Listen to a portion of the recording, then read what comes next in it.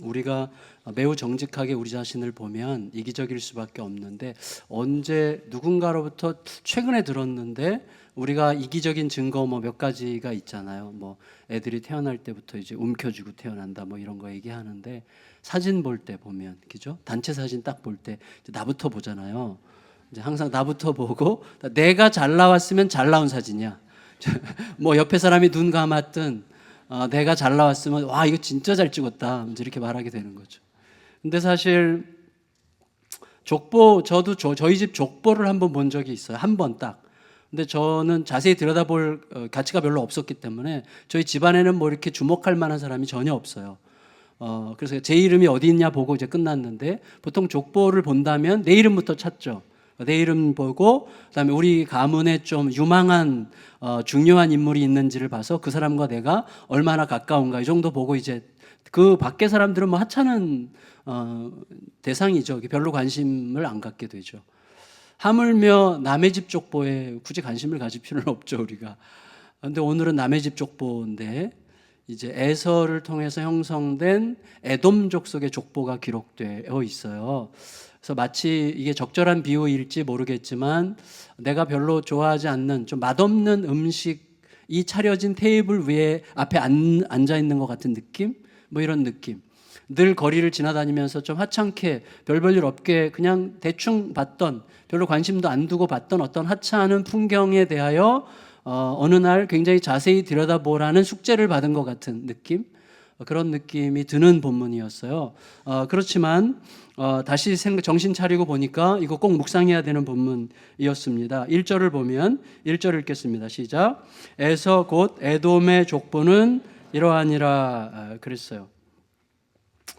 여러분, 우리가 하나님 말씀의 신적인 기원을 믿잖아요.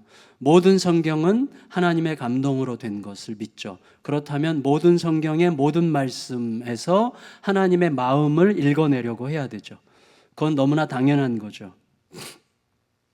더구나 이 하나님의 말씀은 굳이 하나님께서 말하고자 하시는 어떤 구원의 역사의 사건에 그다지 중요하지 않은 것들에 대한 생략에 있어서는 굉장히 과감하죠. 과감하게 생략합니다.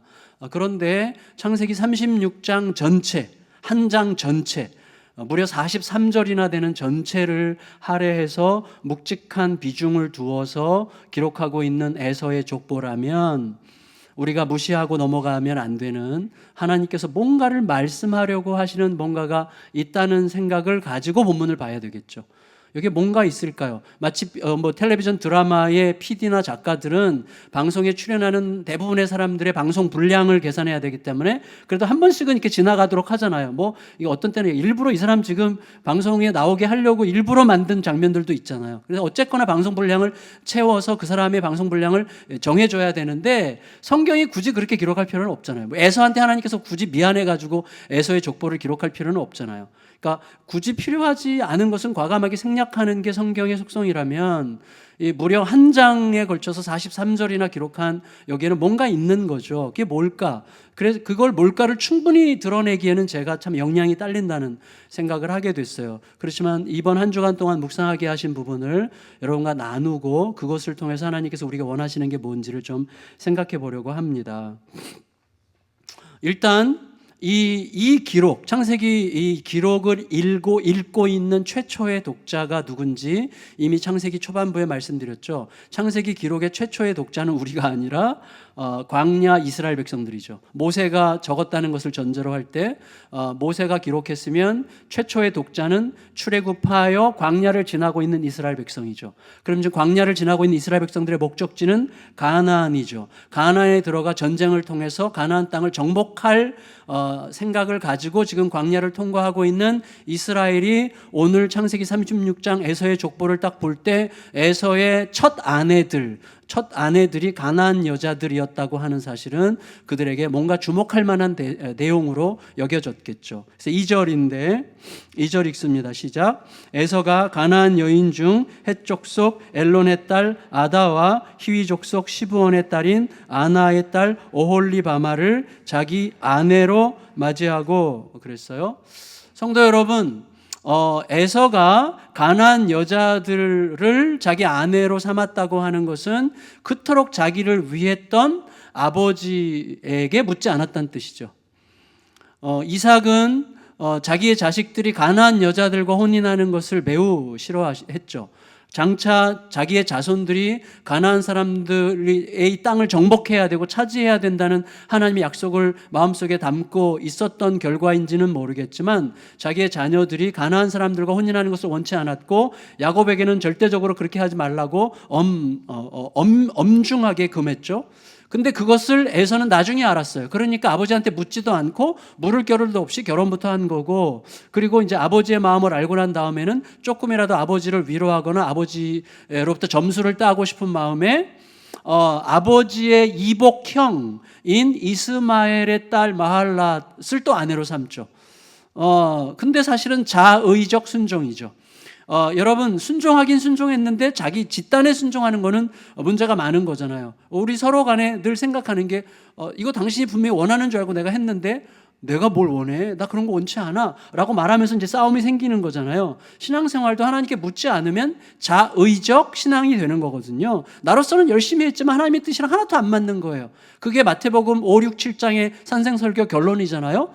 귀신 쫓아내고 선지자 노릇하고 막 말씀을 가르치고 막 엄청난 일들을 했는데 예수님께서 나 너희들 몰라.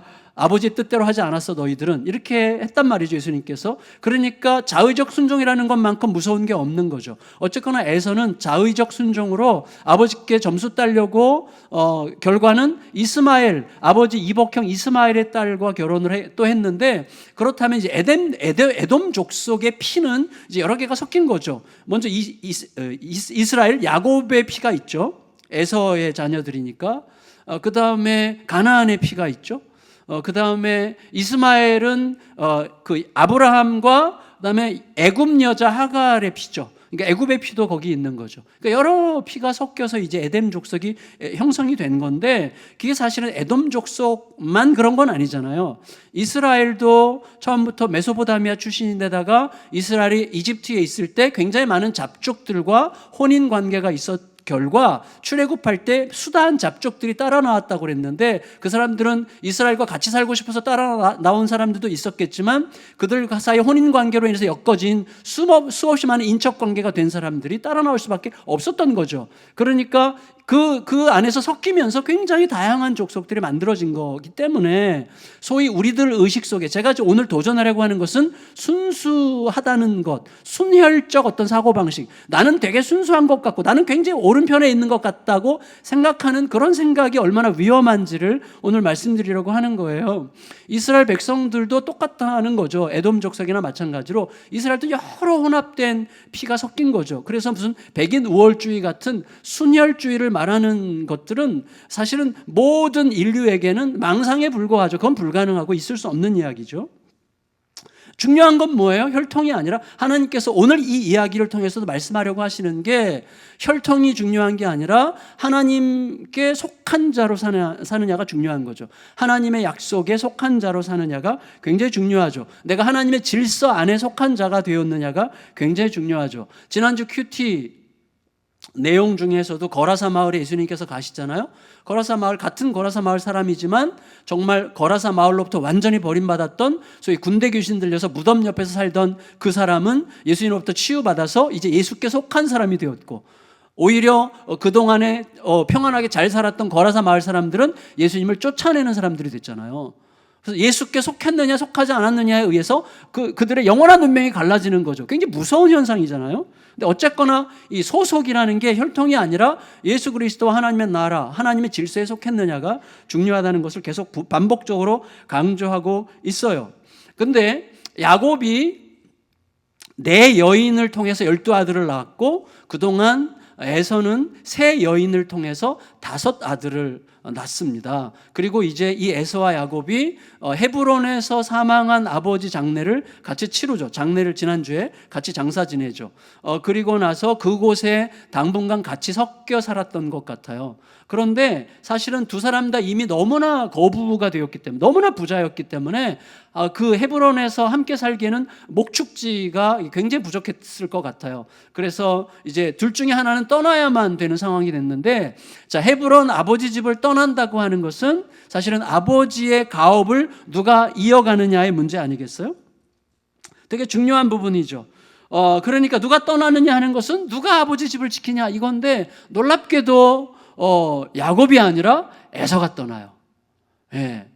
거기서 이제 우리가 뭔가 이렇게 느끼게 되는 거죠. 6절 7절 읽겠습니다. 6절 7절 시작. 에서가 자기 아내들과 자기 자녀들과 자기 집의 모든 사람과 자기의 가축과 자기의 모든 짐승과 자기가 가나안 땅에서 모은 모든 재물을 이끌고 그의 동생 야곱을 떠나 다른 곳으로 갔으니 두 사람의 소유가 풍부하여 함께 거주할 수 없음이러라. 그들이 거주하는 땅이 그들의 가축으로 말미암아 그들을 용납할 수 없었더라. 예, 그래서 에서가 떠나고 야곱이 남죠. 물론 떠난 자가 되느냐 남는 자가 되느냐가 중요한 건 아니에요. 어떤 경우에는 떠날 수도 있고 어떤 경우는 남을 수도 있죠. 그러니까 아브라함 같은 경우는 하나님의 약속을 받았을 때 본토 친척 아비집을 떠났죠. 그렇지만 롯과 갈등이 생겼을 때는 조카 롯이 떠나고 아브라함이 뒤에 남죠. 중요한 것은 떠나느냐 남느냐가 아니라 약속과 함께 떠나느냐 약속과 함께 남아있느냐, 이게 중요한 거예요. 에서가 떠난 이유를 몇 가지로 생각할 수 있을 것 같은데, 무엇보다도 지금 에서가 야곱을 떠나는 이 장면은 롯이 아브라함을 떠나는 장면과 완전히 일치하죠. 아브라함과 조카 롯 사이에서도 둘 다 거부가 됐고 부자가 됐고 함께 사는 게 굉장히 쉽지 않았죠. 같은 지역에 사는 게 너무나 목축지가 부족했기 때문에 좀 어려웠어요. 그래서 이제 한 사람이 떠나야 되는데 아브라함이 떠나느냐 남느냐에 대한 선택을 자기 조카 롯에게 위탁했죠. 그러니까 조카 롯이 자기가 눈을 들어 사방을 보고 자기가 좋아하는 자기에게 가장 유리할 것 같이 느껴지는 땅을 주도적으로 선택해서 떠났죠. 롯이 떠난 다음에 우리가 알게 되는 것은 인간적으로 떠난 자보다는 남는 자가 훨씬 더 고통스럽다는 거죠. 사실은 떠나는 자는 하나님의 약속을 붙들고 떠나는 게 아니라면 떠나는 순간부터 설레이죠. 물론 새로운 환경에 적응해야 되는 두려움도 있지만 새로운 땅을 향해 나가는 기대감과 희망과 뭔가 있기 때문에 떠나는 거죠. 근데 이 설렘, 하나님의 약속과 함께 떠나는 떠남이 아닌 경우에는 이 떠나는 자는 사실은 야심과 만나기가 쉬워요. 그렇지만 남아있는 자는 떠난 자의 빈자리를 매만지면서 슬퍼하게 되는데, 그는 그 슬픔 속에서 다시 한번 하나님의 약속을 붙들 가능성이 굉장히 많죠. 어쨌거나 아브라함과 롯 사이에 그런 일이 있었는데, 중요한 것은 롯이 아브라함을 떠나서 만들어진 족속이 모압과 암몬 족속이죠. 예, 자기 아브라함과 함께 있었더라면 사실은 다른 방식의 삶을 살 수도 있었겠는데, 자기 삼촌 아브라함을 떠나서 자기 멋대로 소돔으로 들어간 결과 나중에 소돔에서 살지 못하고 도망쳐서 산에서 아버지 롯과 딸들 사이에서 모압과 암몬 족속이 나온 거죠. 그 다음에 오늘 본문에서 에서가 야곱을 떠나면서 만들어진 족속이 에돔 족속과 아말렉 족속이에요.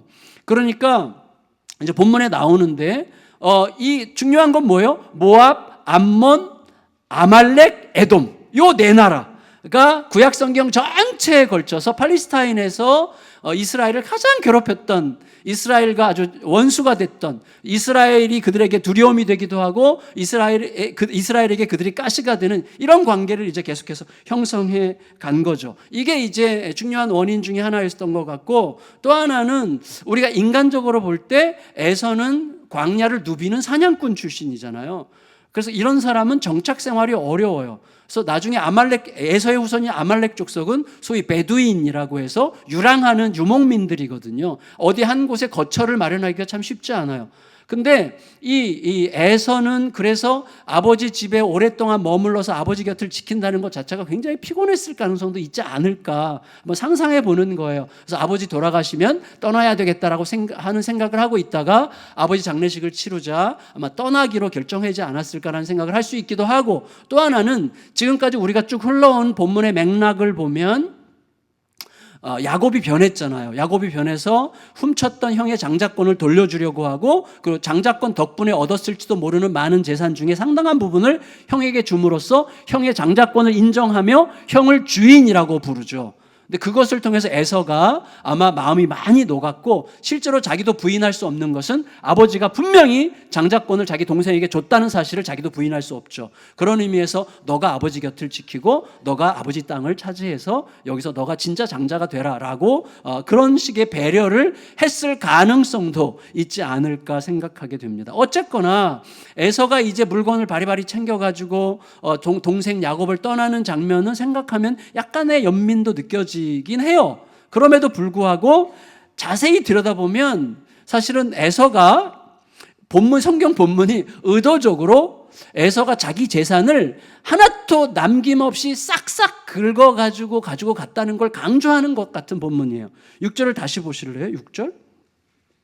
6절 시작. 에서가 자기 아내들과 자기 자녀들과 자기 집의 모든 사람과 자기의 가축과 자기의 모든 짐승과 자기가 가나안 땅에서 모은 모든 재물을 이끌고 그의 동생 야곱을 떠나 다른 곳으로 갔으니, 굳이 이렇게 기록하지 않아도 돼요. 에서가 동생을 떠나 세일로 갔으니 이렇게 해도 되는데, 그가 가지고 간 모든 것들의 목록을 모든이라는 말을 강조해서 기록하고 있는 걸 보면 아마도 롯과 아브라함 사이에 갈등이 있어서 목초지 경쟁을 하면서 싸움이 있어서 약간 마음이 상해서 떠났거든요. 아브라함과 롯도. 마찬가지로 에서와 야곱 사이에서도 그 종들 사이에 약간의 갈등이 있지 않았을까라고 예측할 수 있는데, 중요한 것은 그게 포인트가 아니라 성경이 진짜 말하려고 하는 포인트는 뭐예요?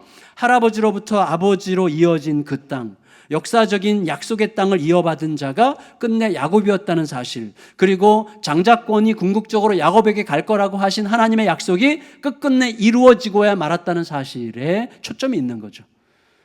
그러니까 이게 굉장히 흥미로운 거예요. 왜냐하면 야곱은 이미 장자권을 내려놨어요. 장자권을 내려놓고 다시 형에게 돌려주려고 했고, 그 의미로 형에게 자기 재산의 상당 부분을 줬고 형을 주인이라고 부르고 형이 장자임을 충분히 인정했어요. 그 기준이 야복나루죠. 야복나루의 사건이 있기 전에는 야곱이었죠. 자기의 의지와 자기의 꼼수와 자기의 어떤 수단을 다 강구해서라도 자기의 복을 자기가 스스로 챙기려고 하는 야곱.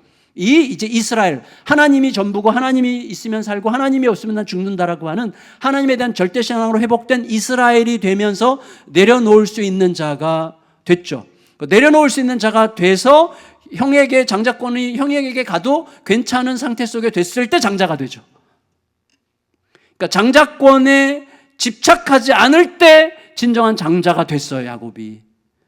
그걸 우리에게 보여주고 계세요. 그러니까 어떤 것을 성취하는 우리의 야망과 집착과 욕망이 그것을 이뤄내는 게 아니라, 그것을 하나님께 맡긴 자로서 맡김의 믿음이 결국은 하나님의 약속의 성취를 위한 통로가 된다고 우리에게 가르쳐주고 있다고 생각이 됩니다. 어쨌거나 그건 우리의 삶에서 굉장히 중요한 요소죠. 여러분, 자녀에 대해서도 마찬가지죠. 자녀에 대해서도. 제가 어제도 딸에게 문자를 보낼 때, 딸아, 나는 너를 믿지 않는다. 딸아, 그러나 나도 믿지 않는다. 나는 너도 안 믿고 아빠도 안 믿어. 너와 아빠에 대한 하나님의 뜻을 믿으려고 해. 하나님만 믿고 가자. 그냥 버티다 보면 뭐가 길이 보일 거야. 그 길을 따라가자. 이렇게 딸이 좀 갈등하고 있어서 그 문자를 보내게 됐는데, 그게 가장 중요한 것 같아요. 그러니까 우리는 무엇이 되려고 하는 집착을 해서 그것이 되는 게 아니라, 그것을 안 해도 되지만 안 해도 된다고 하는 생각 속에 있을 때 그것을 하게 하시는 하나님을 느끼게 되는 것이죠.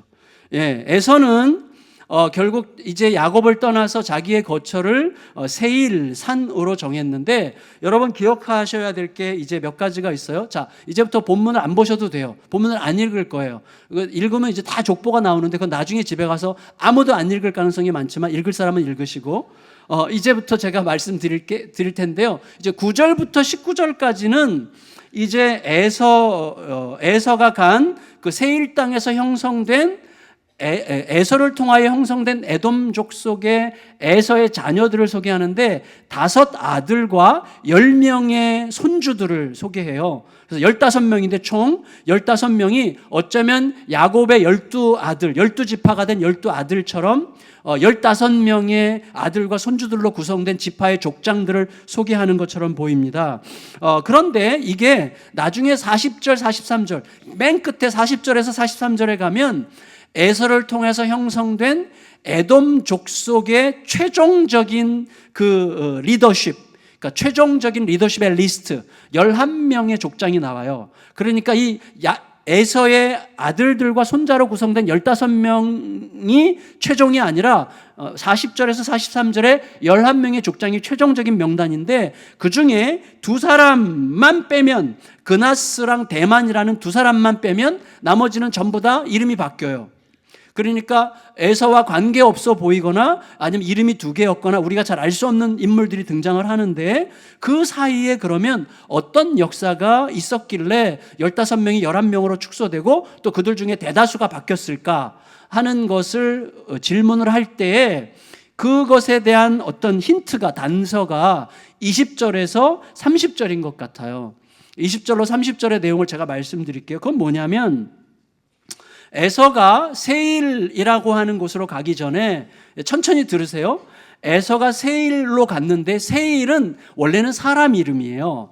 그 땅에는 호리 족속이라는 사람들이 사는데, 호리 족속의 시조, 호리 족속을 만든 시조가 세일이고, 세일이라는 사람에 의해서 만들어진 족속이 사는 곳이기 때문에 그쪽을 세일산이라고 불렀어요. 그러니까 세일족, 호리족, 에돔족이 다 이제 겹치는 거예요. 근데 이 세일족 안에는 7명의 족장들이 있어요. 그래서 7명의 족장 명단이 쭉 나오는데, 중요한 것은 그 족장들 중에 하나가 아나라고 하는 사람인데, 원래 있는 에서가 세일산으로 가기 전에 원주민들 안에 7족장이 있는데, 7족장 중에 하나인 아나의 딸이 오홀리바마예요. 오홀리바마와 에서가 결혼을 하는 거예요. 그러니까 우리가 생각할 수 있는 것은, 에서가 세일로 가기 전에 세일에는 이미 호리 족속이라는 원주민이 있었고, 그 원주민들 족장 중에 하나인 아나의 사위로 이제 에서가 들어가고 그 호리 족속에 편입된 건데, 놀랍게도 이 가문이 나중에 에서 가문으로 바뀌는 거예요. 다시 말하면 에서가 상당히 영향력이 있었던 거죠. 그 지역에 가서 굉장히 영향력을 끼치고 전체 리더십을 에서가 장악하고, 그리고 그래서 이 족속을 에돔 족속이라고 부르는 이유는, 에서, 북다는 뜻이거든요. 에서랑 똑같은 의미인데, 에서를 통해서 형성된 에돔 족속이 된 거예요. 그러니까 에서가 그만큼 막대한 영향을 끼친 거죠. 그렇지만 이것을 다른 편으로 바꿔서 설명하면 뭐냐면, 이 에돔 족속이 그만큼 개방성이 있었다는 뜻이죠. 외지인을 받아들여서 자기들의 리더가 될 수 있는 여지를 가지고 있는 족속이었다고 할 수 있죠. 굉장한 개방성을 가졌어요. 어느 정도냐면, 아까 말씀드렸던 40절에서 43절까지 에돔 족속의 최종 마지막 리스트 11명의 족장 마지막 리스트가 나오는데, 그 중에 2명이 여자예요. 그래서 그 시대에 11명의 족장 중에서 2명을 여자로 세웠어요. 오홀리바마랑 그 다음에 누구죠? 오홀리바마랑 딥나가 이제 족장이에요. 근데 둘 다 여자예요. 그리고 나머지는 잘 모르겠고, 그 중에 또 11명 중에서 2명, 그나스와 대만은 에서의 손주예요. 에서의 손주. 근데 그 중에서 특히 이제 그나스는 그니스라고도 불리기도 하는데, 이 그니스 족속은 나중에 이스라엘 유다 지파로 편입이 돼요. 유다 지파와 어떻게 섞여가지고 유다 지파의 일원이 돼요. 그래서 그 그니스 족속 출신 중에 대표적인 인물이 바로 갈렙이에요. 갈렙이 그니스 족속 출신이거든요. 근데 어쨌거나 이런 그림들은 우리에게 뭘 느끼게 해요? 에돔 족속의 그 개방성을 느끼게 해요. 동시에 그 다음에 등장하는 31절에서 39절은 에돔 족속에게 있었던 왕들의 명단을 얘기해요. 근데 이때는 시대적으로 이스라엘이 광야를 지나거나 사사시대의 대혼돈 시간을 겪을 때 시기거든요. 그러니까 이스라엘이 여전히 허접하게 광야 생활하고 사사시대의 대혼란을 겪고 있는 동안에 오히려 에돔 족속은 훨씬 더 발전적으로 왕정 체제를 이루고 있어요. 왕정 체제라는 것은 그 당시에 가장 발달한 체제라고 할 수 있겠죠. 왕정 제도를 이미 채택해서 왕정 체제를 이루고 있는데 독특한 것은 뭐냐면 8명의 왕들이 모두 다 자기 아들에게 왕위를 세습하지 않아요. 모든 왕들은 다 그 다음 내가 이 한 왕이 시기가 끝나면 그 다음 왕은 그의 아들이 아니라 다른 지역의 사람이 그 다음 왕이 되는 방식으로 왕위 계승이 일어나는 거예요. 이게 만일에 쿠데타가 아니라면, 쿠데타에 의해서 일어난 게 아니라면 학자들은 대체로 이게 그 당시에 에돔 안에 있었던 상당히 민주적인 왕정 체제였을 것이라고 예측을 하더라고요. 마치 블레셋 같은 나라도 한 명의 왕이 없거든요. 블레셋은 5개의 대표적인 도시들의 리더들이 돌아가면서 리더십을 형성하거나 함께 과두 체제로 이렇게 함께 리더십을 발휘하는 체제였거든요. 블레셋이. 마찬가지로 에돔은 진즉에 훨씬 더 빨리 왕정 제도이긴 하지만 누군가 리더십을 기꺼이 인정하면서 각 지역별로 족속별로 돌아가면서 이렇게 왕을 맡는 그런 굉장히 발전된 형태의 국가 제도를 가지고 있었다고 예측할 수 있는 거죠. 그러니까 이스라엘보다 훨씬 더 개방적이었고 이스라엘보다 훨씬 더 발전적이었다는 것을 좀 염두에 두면 좋겠습니다. 여러분, 솔직히 저는 에돔에게서 발견되는 이런 개방성은 이스라엘에게서 느껴지는 이 폐쇄성보다 좀 더 반갑게 느껴져요. 그리고 에돔에게서 발견되는 이 발전된 체계와 제도와 조직은 느슨하고 좀 엉성하고 주먹구구식으로 좀 산만했던 이스라엘의 광야 생활이나 사사시대보다 훨씬 더 바람직하게 보입니다. 여러분 생각해 보세요. 우리가 모든 상황에서 모든 것을 수용할 수 있을 만큼 어떤 신적인 여유를 누리는 자들이 아니라면 우리는 그런 여유를 누릴 데가 없죠. 모든 상황에서 모든 사람을 수용할 수 있는 여유는 우리에게 없습니다. 그러나 만일에 그런 여유가 우리에게 있지 않는 한 닫힌 사람과 닫힌 세상보다는 열린 사람과 열린 세상이 훨씬 좋죠.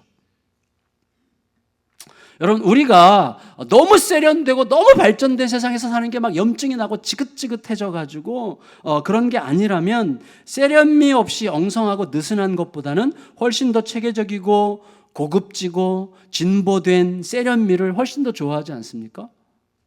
저는요, 지난 10년 동안 화성이 좋다 이렇게 하면서 살았거든요. 그래서 화성이 진짜 좋아졌어요. 근데 얼마 전에 북한산 둘레길을 걸으면서 보니까 서울이 좋더라고요. 인정하기로 했어요. 서울이 참 좋다. 근데 나중에 나는 은퇴하고 서울 가서 저기 제일 싼 동네를 제가 찾았어요. 그 은퇴하고 살기에 딱 좋은 동네. 방학동이라고 있어요. 방학동. 우이동 옆에 방학동. 거기가 그 지역에서는 북한산 둘레길에서는 제일 싸고 그리고 동네도 괜찮더라고요. 얼마나 은퇴랑 잘 어울려요? 방학동. 근데 우리는 훨씬 더 발전적인 게 좋고 개방적인 게 훨씬 더 좋아요. 사실은 그건 나쁜 게 아니고 자연스러운 거죠. 하나님은 우리에게 문화를 주셨고 세상을 개발하게 하셨고 여지를 두고 우리가 세상을 더 발전시키기를 원하셨어요. 우리에게 그래서 맡기셨죠. 그러니까 그런 것들 더 질서정연하고 더 발전적인 것을 좋아하는 마음은 하나님이 주신 선물이라고 할 수 있어요. 그렇지만 이 세상은 질서정연한 발전적인 세상을 추구하기 때문에 이렇게 혼란스러운 게 아니라 개방적인 세상을 추구하기 때문에 혼란스러운 게 아니라 그 개방성과 발전성이 도대체 뭘 지향하느냐에 대한 목적성과 의식을 잃었기 때문에 이렇게 혼란스러운 거죠. 원래 개방되고 좀 더 열려있고 더 발전적인 것은 좀 더 좋은 것일 수 있는 것이죠. 그렇죠? 우리들은 되게 혼란 속에 있다고 생각이 돼요. 예를 들면 좀 너무 극단적인 예가 될지 모르겠지만 제가 진짜 오래전에 경험한 건데 아주 세련되게 잘 건축된 성당 정문 앞에 5월 달에 정문에 플래카드가 붙여 있었어요. 축 석가탄신일 할렐루야 이렇게 플래카드 붙여놨는데 굉장히 개방적이죠. 굉장히 개방적인 거예요. 그런데 그런 식의 개방성은 좀 어색하고 이상하고 좀 유쾌하지 않은 것 같아요. 막대한 돈을 들여서 지나치게 세련되게 발전적으로 꾸민 예배당에서는 이상하게 슬픔이 느껴지지 않습니까? 이것도 그렇게 지어보지 못한 자의 한탄일지도 모르겠지만 저는 이 건물이 판넬로 지어졌다는 게 늘 감사해요. 약간 슬프네. 근데 어쨌거나 여러분 개방성과 발전성이라고 하는 게 상대적으로 더 좋을 수 있어요. 그거 인정해야 됩니다. 그렇지만 훨씬 더 중요한 것은 아까 말씀드린 것처럼 그것이 지향하는 방향이죠. 예, 그것이 과연 사람의 본질을 겸손히 인정하고 있는 거냐, 하나님의 질서와 가치를 제대로 반영하고 있는 거냐 하는 게 훨씬 중요하지, 개방적인 게 무조건 다 좋고 발전적인 게 무조건 다 좋고는 아니잖아요. 여러분, 이스라엘보다 훨씬 더 빨리 개방적이었고 훨씬 더 빨리 발전적이었던 에돔은 어째서 훗날 이스라엘의 종이 됐을까요? 에돔은 나중에 이스라엘의 종이 되거든요. 어째서 하나님 나라를 허무는 그런 일에 지속적으로 관여했을까요, 에돔이? 특히 여러분, 저는 의미심장하게 나중에 좀 따로 이 부분을 생각하고 싶은데, 여러분, 이스라엘로 치면 이스라엘 역사를 보면 왕은 둘이에요. 참 왕은 다윗이 이제 이스라엘의 진짜 왕이죠. 그래서 모든 왕들의 표준이죠. 그래서 그 왕이 제대로 섰다고 하면 다윗과 같았더라고, 제대로 안 섰으면 다윗과 같지 않았더라예요. 열왕기서에 다 그렇게 기록되어 있어요. 그러니까 다윗이 기준이에요. 그러니까 다윗이 가장 승리를, 소망을 주는 희망이고 진짜 왕이죠. 근데 이 다윗이 지향하는 왕은 예수님이죠. 예수님은 참 왕, 진짜 왕, 왕의 왕으로 이 땅에 오셨죠. 그런데 그 둘 왕 모두가 어떻게 됐어요? 이 다윗이 왕이 되는 것을 극도로 싫어했던 사람이 사울 왕이죠. 사울은 다윗이 왕이 되는 걸 너무나 싫어했고 다윗을 할 수 있는 대로 죽이고 싶어 했죠. 그리고 다윗 왕을 죽이려고 할 때 다윗 왕을 도와줬던 제사장들을 막 처참하게 몰살시키죠. 다윗 왕을 도와줬다는 죄로. 그때 사울 왕으로 하여금 다윗 왕을 도와준 제사장들을 죽이게 만들었던 사람이 누구예요? 도액이라는 자예요. 그가 고자질을 했죠. 도액이 에돔 사람이라고 기록되어 있어요. 에돔 사람. 그리고 나서 나중에 참 왕으로 오신 예수님, 진짜 왕, 평화의 왕, 희망의 왕으로 오신 예수님이 왕이 되지 못하도록 죽이려고 했던 헤롯 대왕이 에돔 사람이죠.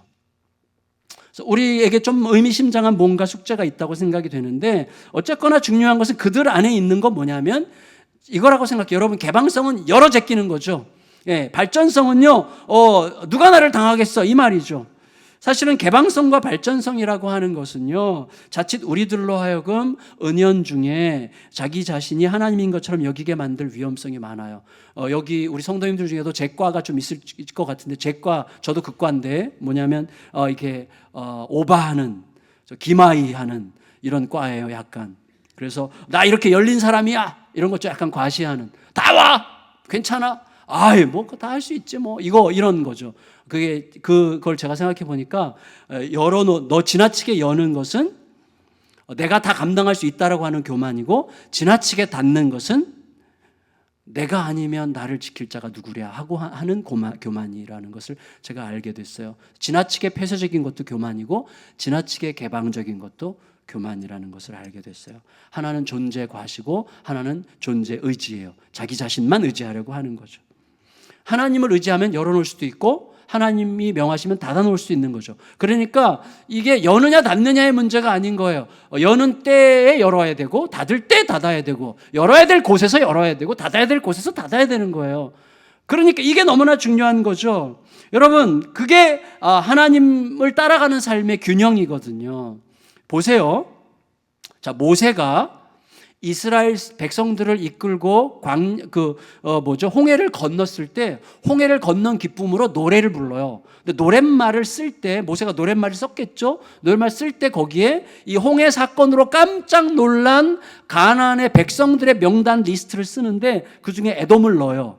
그러니까 다시 말하면 이 리스트는 누구예요? 결국은 홍해 사건을 두려워하는 자들, 홍해 사건 때문에 깜짝 놀라서 두려워 떠는 자들, 그리고 장차 이스라엘과 전쟁을 벌여야 될 대상들의 리스트를 거기다 쓴 거예요. 거기에 에돔이 있어요. 그러니까 모세의 의식 속에서는 에돔과 결국은 전쟁을 벌여야 될 거라는 의식이 있었어요. 그런데 그 모세가 나중에 이스라엘 백성들을 끌고 가나안 입구까지 들어가려고 할 때 에돔 땅을 통과해야만 돼요. 그때 어떻게 굉장히 예의 바르고 품위 있게 굉장히 솔직하게 고백하며 우리가 애굽에서 어떻게 살았고 이제는 가나안 땅으로 가려고 하는데 당신들의 땅을 통과해야 되겠으니 우리가 아무런 해도 끼치지 않을 테니 제발 우리가 당신들의 땅을 통과할 수 있게만 해주십시오. 어떤 손해가 생기면 손해배상을 다 하겠습니다. 이런 식으로 굉장히 예의 바르고 품위 있게 편지를 쓰는데 단칼에 거절당해요. 에돔 왕으로부터. 그때 모세가 일절 반응하지 않습니다. 그리고 조용히 이스라엘 백성들을 데리고 먼 길을 돌아서 가요. 그 모세가 이스라엘 백성들의 마지막 고별 설교할 때 어떻게 얘기하는지 보세요. 신명기 27장에서 이렇게 얘기합니다. 신명기 23장 7절 8절 같이 읽읍시다. 시작. 너는 에돔 사람을 미워하지 말라. 그는 내 형제임이니라. 애굽 사람을 미워하지 말라. 너가 그 땅에서 객이 되었음이니라. 그들의 3대 후 자손은 여호와의 총회에 들어올 수 있느니라. 이게 요셉을 통하여 임한 하나님의 마음이었어요. 굉장히 균형이 있어요. 싸울 때는 싸우고 품을 때는 품어요. 근데 오직 하나님의 마음을 따라서 가는 거예요. 우리가 이런 거죠. 얘네는 꽃표야. 얘네는 끝이야. 얘네는 받아도 돼. 이런 식으로 내가 결정하면 안 되는 거예요. 하나님으로 오는 마음을 가지고 대할 수 있도록 늘 열어놔야 돼요. 늘. 근데 우리는 꽃표를 해야 마음이 편해. 왜냐, 그 사람을 불편하게 계속 상대하는 게 너무 싫기 때문에 꽃표를 해놓고 아예 제껴버리는 게 편하거든요, 우리는. 그래서 편가르기를 하는 거예요. 그래서 자꾸 파당을 만드는 거예요. 그래서 내 소속을 분명히 하고 너 어디 소속이야? 너 누구 편이야? 이런 말을 자꾸 하고 싶은 거예요. 그래서 내가 편하려고 하는 거예요. 근데 예수님은 우리가 생각하는 것보다 훨씬 더 범위가 넓습니다. 내가 지금 굉장히 싫어하는 그 사람, 예수님께서는 지금 사랑하고 계실지도 모르잖아요. 그러니까 예수님께 들어야지 내 생각 가지고 꼭 표현하면 안 되는 거예요.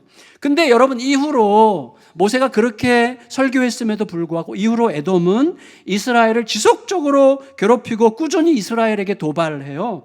결국은 다윗이 에돔이 너무 깔짝거리니까 에돔을 전면적으로 공격해가지고 에돔을 완전히 지배해요. 그리고 에돔을 종으로 삼아요. 그때부터 에돔은 이스라엘, 특별히 남유다의 조공국이 되는데, 이제 남북으로 이스라엘이 갈라지고 남유다의 조공국이 됐을 때 다윗의 6대 손이 여호람이라는 왕인데, 여호람 때 국가적으로 굉장히 혼란이 와요.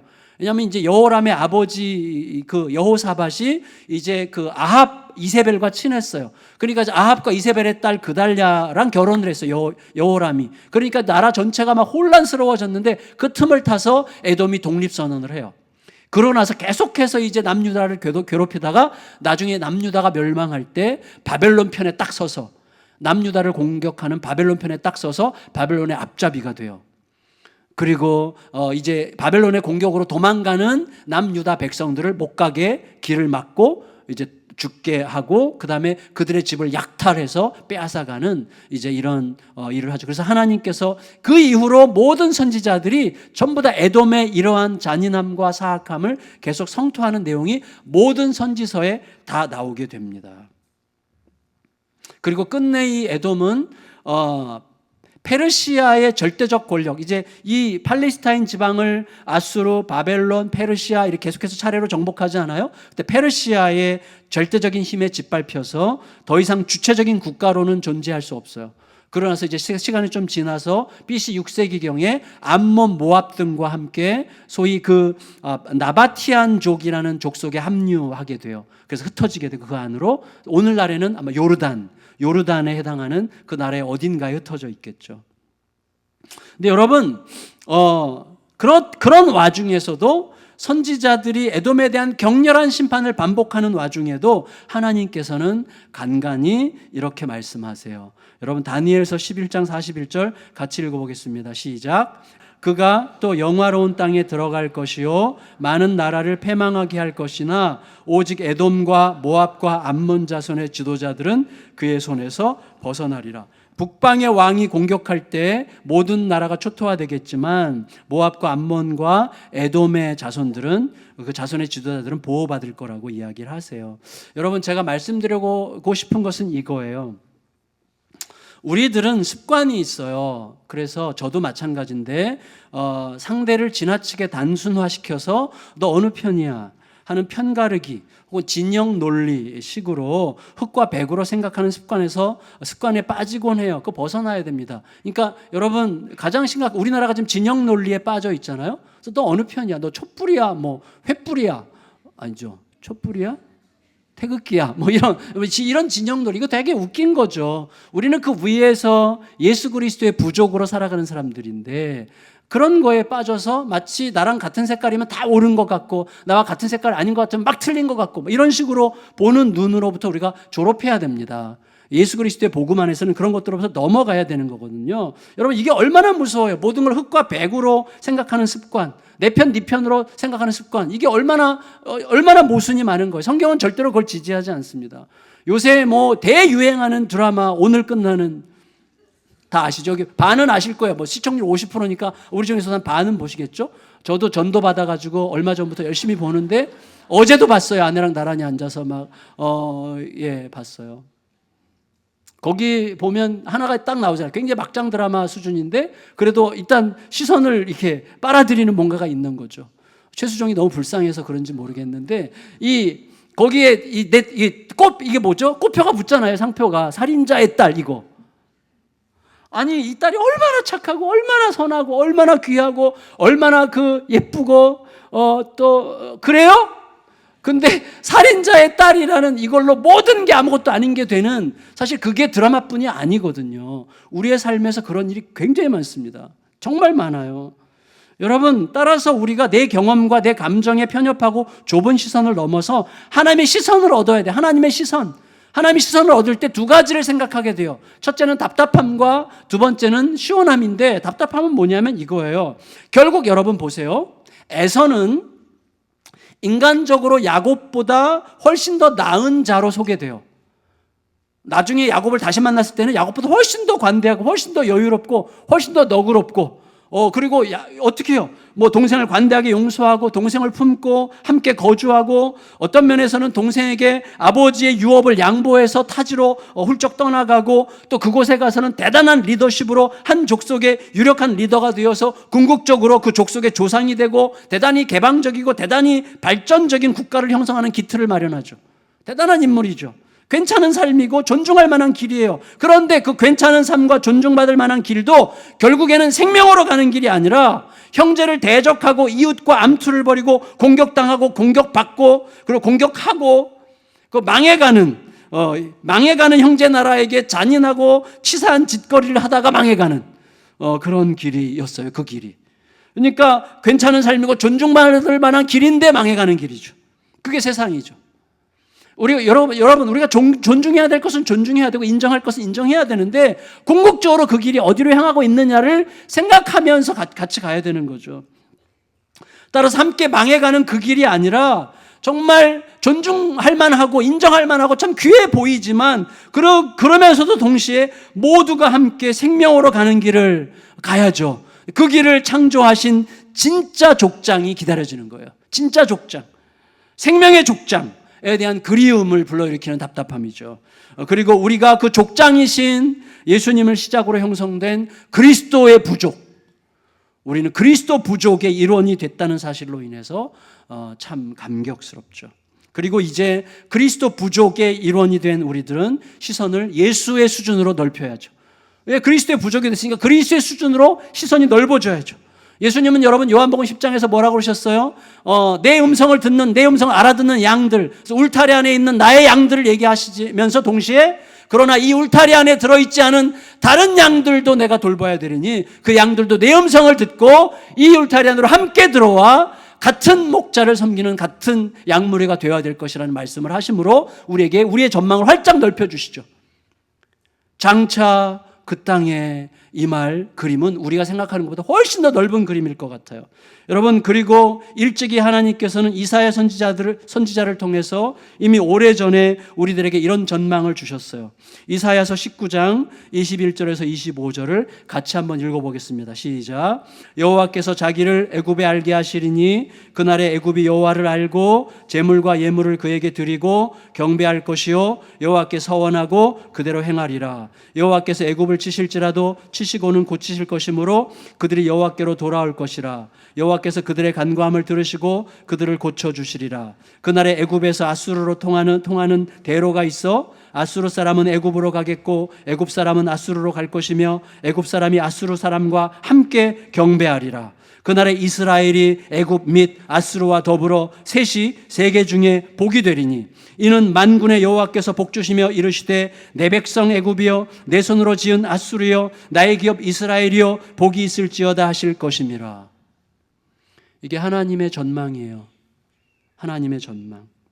여러분, 애굽과 아수르는요 하나님의 백성을 가장 고통스럽게 괴롭힌 대표적인 나라들이죠. 그래서 시편에서도 낮의 해와 밤의 달이 우리를 상치 못한다고 얘기할 때 어떤 분들은 낮의 해가 애굽이고 밤의 달은 바벨론이나 아수르일 거라고 이렇게 예측하죠.